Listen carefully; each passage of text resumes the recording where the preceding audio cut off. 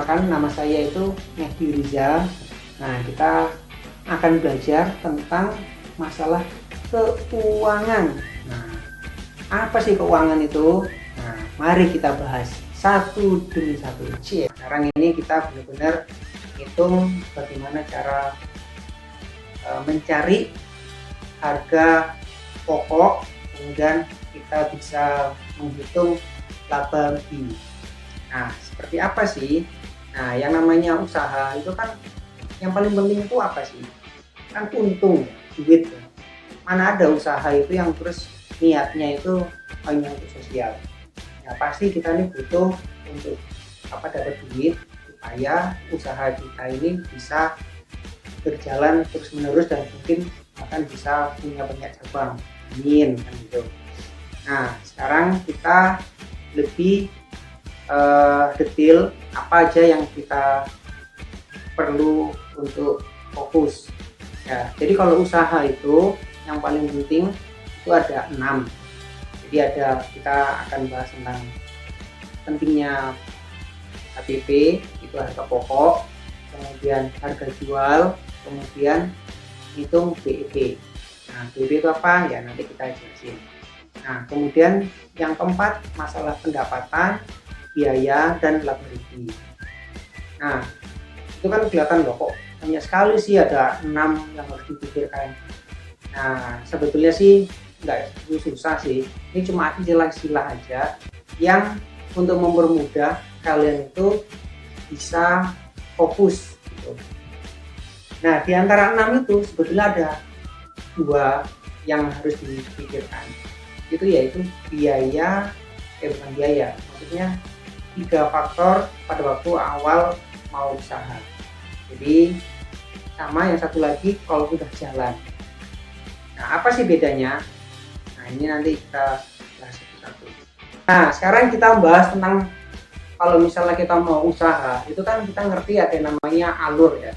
Alur usaha. Misalnya kalau kita minta usahanya itu yang berhubungan dengan produksi, berarti alur produksi. Misal nih, kita ini ingin usaha jualan Indomie goreng misalnya. Nah, apa yang disiapin alurnya? Ya otomatis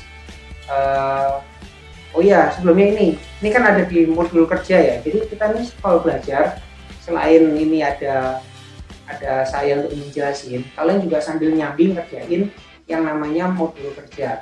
Entah itu modelnya itu masih fisik begini atau modelnya itu bentuknya online, tapi kurang lebih pasti sama seperti ini. Nah, ini kita ada tentang alur produksi. Nah, ini kita memikirkan bagaimana caranya alur usaha itu kita juga ada gambaran. Misalnya tadi itu cara jualan Indomie. Jadi apa yang harus kita pikirkan?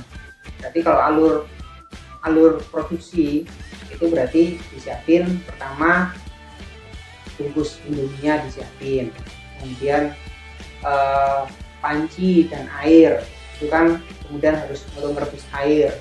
Nah, kemudian minyak dimasukin.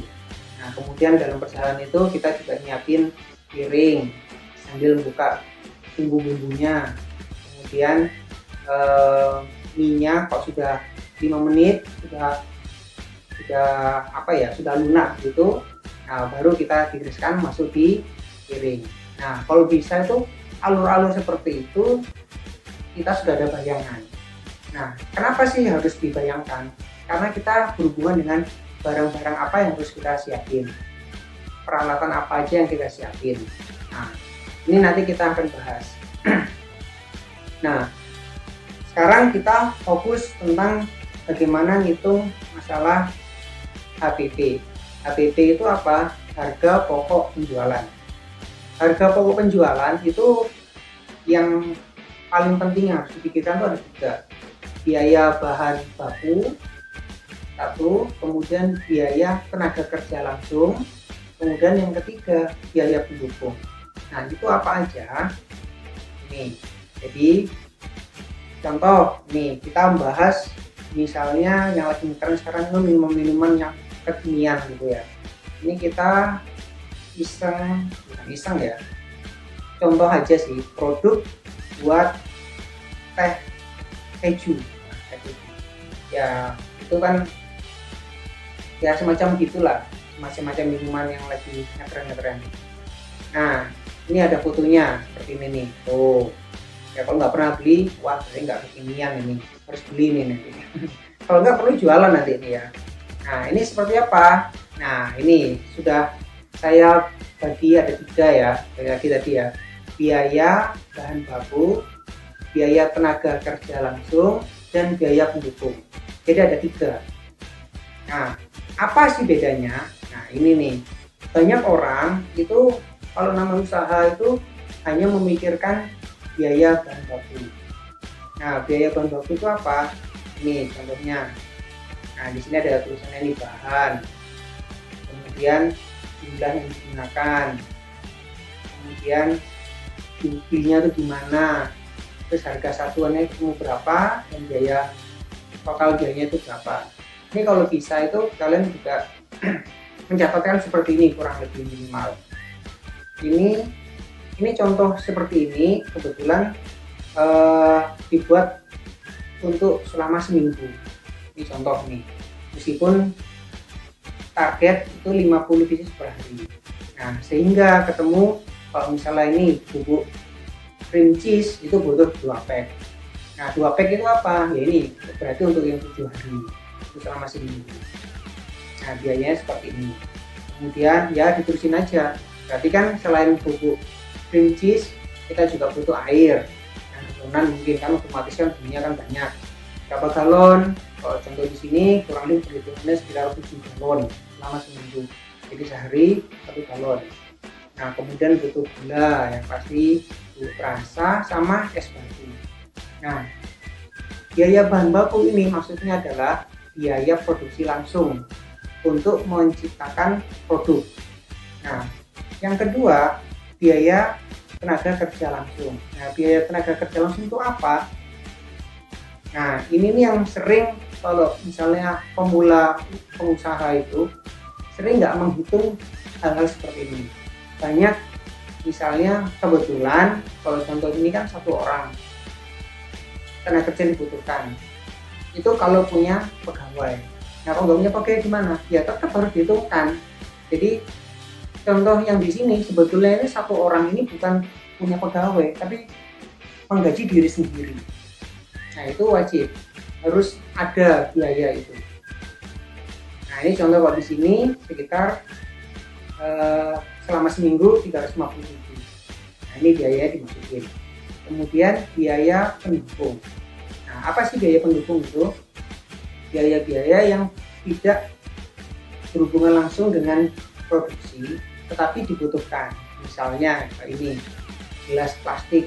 Nah, masa sih jualan minuman pada gelas plastiknya? Kan ya nggak mungkin juga. Nah, kemudian ada sedotan. Selain sedotan, jangan lupa kresek. Biasanya kalau orang-orang beli bawa pulang, itu kan juga harus dihitungkan. Nah, ini biayanya berapa? Nah, dari 3 tadi itu, biaya bahan baku, biaya tenaga kerja langsung, kemudian biaya pendukung, di total semua menjadi jumlahnya kalau dicontoh di sini sekitar 1.077.000. Nah, kemudian jumlah produk yang dihasilkan, nah ini karena targetnya itu 50 pieces per hari selama seminggu, berarti 350 pieces. Nah, sehingga harga biaya HPP-nya itu 1.077.000 dibagi 350 pieces. Nah, ketemu 3.078 per pieces. Jadi satu bukan botol ya, gelas minuman ini biayanya itu sebetulnya sudah 3.078. Nah, itu masalah HPP. Kita sudah ngerti nih, oh rupanya untuk produksi ini harganya segitu. Nah, sekarang kita memikirkan yang kedua adalah menentukan harga jual. Harga jual itu gampang-gampang susah. Karena apa? Ya kadang kita juga harus pinter-pinter gimana caranya kita bisa dapat untung, kan gitu. Nah, kalau tips dari kita, namanya bagaimana cara bisa menjual, itu paling gampang itu lihat kompetitor. Nah, kenapa sih lihat kompetitor? Ya, sekarang sih mana ada sih usaha yang tidak ada kompetitornya, tidak ada yang mirip, semua itu ada miripnya. Nah, dengan ada itu kita jadi ngerti kurang lebih orang yang jual produk yang mirip dengan kita itu harganya berapa. Itu akan mempermudah. Misal harga kompetitor itu macam-macam ya. Nah, tinggal kita itu naruh itu gimana. Misalnya kompetitor ini taruh yang di dekat rumah kita. Ya udah cari yang dekat rumah kita, harganya berapa ya kita buat harga rata-rata bisa, atau harga yang rendah bisa. Nah, yang kedua, kita bisa suka-suka malahan mau untung berapa persen, terus kalau udah ada kompetitor itu bisa aja, tapi memang resikonya ya ini banyak orang itu terus akhirnya suka membanding-bandingkan kan. Nah, ini ya yang perlu resiko, tapi nggak apa-apa kalau memang kalian berani.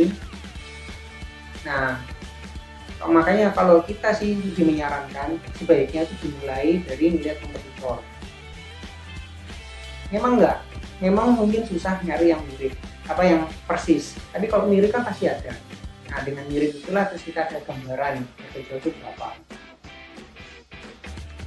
Nah, kemudian baru setelah ketemu harga jual nah, kita akan mengerti apa yang namanya BEP.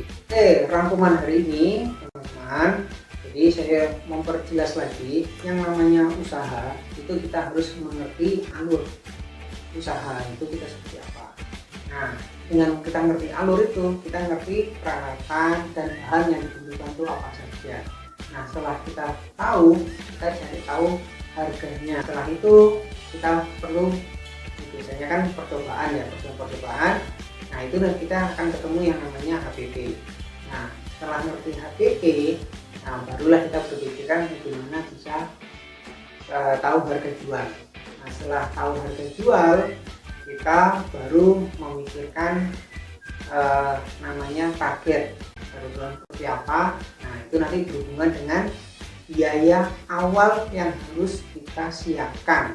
Nah, setelah kita mengerti biaya-biaya yang disiapkan, kita mengerti targetnya, nah otomatis kita akan bahas tentang namanya cuan atau untung.